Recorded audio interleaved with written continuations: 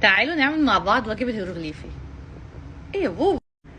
اول جملة: يرسل الاب ابنه الى المدينة ليقول النصيحة للكاتب. هتبقى ايه يا بوبسيتو؟ هاب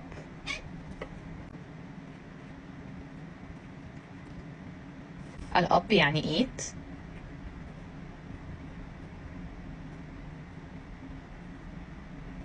ممكن نرسم هنا شكل الراجل، عارفين الاشكال اللي في المعابد اللي هي راجل وست وكده، عشان تعرفوا ان بياكد يعني ده راجل، فانا اعتبره منظر راجل. الابن يعني صا، بنرسمها كده على شكل وزة. ابنه هو دي يعني حرف الاف، او الى يعني ار، الى المدينة.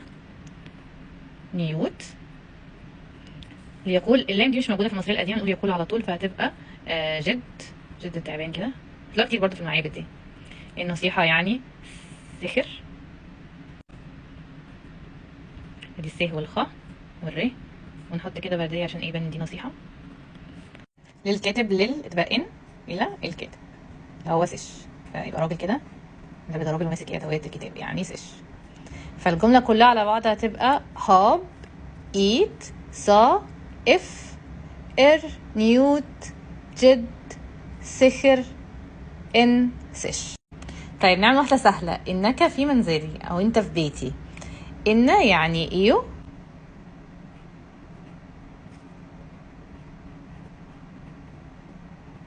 إيو كاف لا إك يعني برضو إك، كاف دي يعني كاف برضو تبقى إيو إك. في إم بر يعني منزل، منزلي تبقى بر إي، فإنك في منزلي يعني إيو إك إم بر إي. طيب آخر واحدة: يتحدث الأب إلى ابنه في منزله. يتحدث يعني جد، كنا كاتبينها فوق، أو يقول.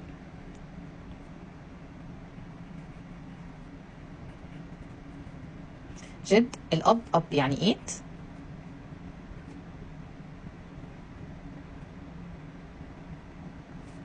إلى إن ابنه صا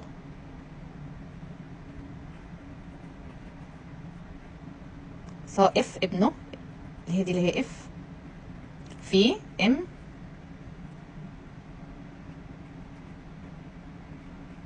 البومه دي اللي هي حرف الميم، معناها في.